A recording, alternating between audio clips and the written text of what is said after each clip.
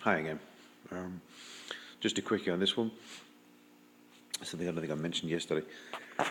On a more positive note, I did manage to get at least part of the geometry correct. The wheel is dead in the middle of the wheel arch, so effectively the body does actually replicate the exact dimensions fore and aft, which is kind of cool. Also, wow, dust. Also, the massively reduced scrub radius means that the front of the wheel doesn't encroach very far toward the headlamp pod, so technically gives me a little bit more room back of the headlamp pod.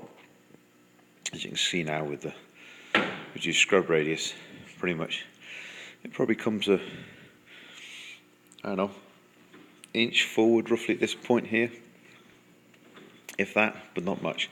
But if you look at the wheel here, you can see the pivot point for the kingpin where it meets the floor is actually inside the contact patch now. So we are basically pivoting in the contact patch, not necessarily completely away from it. Having the scrub radius completely outside of the tyre patch basically means when you move the tyre forward, the whole of the tyre patch moves forward.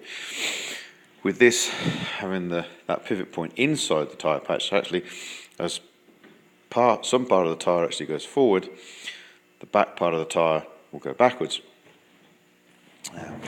Probably easier to look at it like this. If we say, for argument's sake, for the moment, the centre of the wheel is the centre of the contact patch, it'll always generally be slightly inside because of the camber of the wheel. We are 30 mil, 25 mil? I can't remember now. Between 25 and 30 millimetres of scrub radius, so here.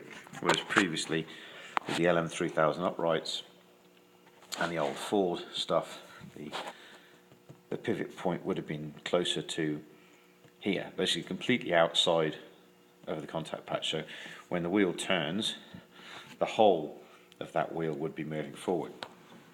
Whereas now with the reduced scrub radius, it doesn't do that.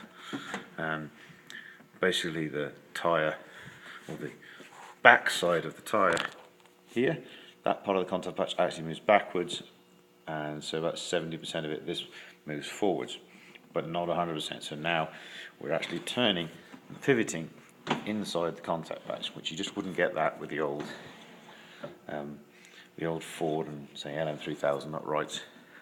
Just wouldn't get that because it's just so much scrub radius. I think that the scrub radius is something to the effect of about 130 millimetres. We took about 100 mil off of that now, going to the Corvette stuff. So we should end up with a hell of a lot nicer geometry, hopefully. And we'll see. So that's just it's nice to see it in the flesh finally. I get everything there. So anyway, today we take the front suspension out and start again with the two wishbones, pull it out, but I've got all the brackets and stuff, so technically all I've got to do is a couple of hours of cutting and grinding and then redo the actual 1-inch tube for the wishbones. I get on with it and then it won't take too long. Hopefully, maybe by the end of the day I'll probably get one side done. We'll see. Okie doke, speak to you soon.